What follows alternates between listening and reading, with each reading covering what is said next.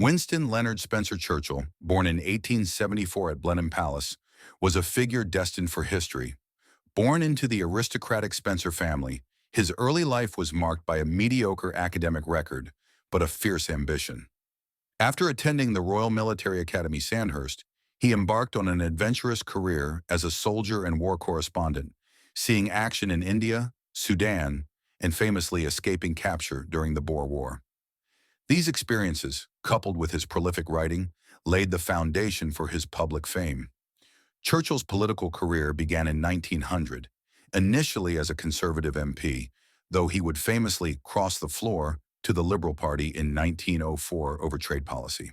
Over the next decade, he held key cabinet posts, championing progressive social reforms like minimum wage and labor exchanges, showcasing a surprisingly radical side.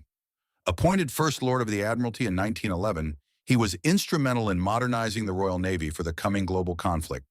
However, World War I brought his first great political disaster, the Gallipoli Campaign in 1915, a military failure that led to his resignation and a period in the political wilderness.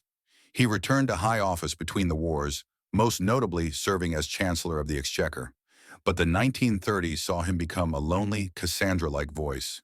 While others favored appeasement of Nazi Germany, Churchill relentlessly warned of the danger posed by Adolf Hitler, alienating him from his own party.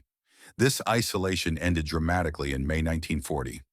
As the Blitzkrieg swept across Europe, Prime Minister Neville Chamberlain resigned, and Churchill was called upon to lead a new coalition government. At 65, his finest hour had arrived.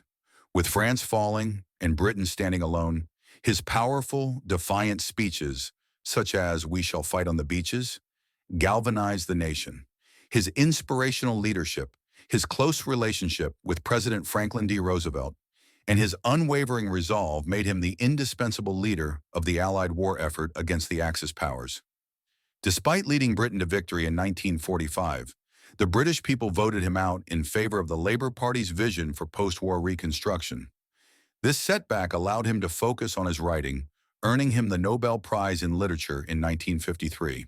His warning of an Iron Curtain descending across Europe in 1946 became one of the defining phrases of the emerging Cold War. Churchill served a second term as Prime Minister from 1951 to 1955, overseeing Britain's recovery and maintaining the special relationship with the United States. He finally retired from politics in 1955 and passed away in 1965 at the age of 90. Sir Winston Churchill remains one of the most significant figures of the 20th century, a soldier, a statesman, an author, and the man who, through his sheer force of will and rhetoric, helped save the free world. His legacy is complex, but his defining role as a wartime leader is undeniable.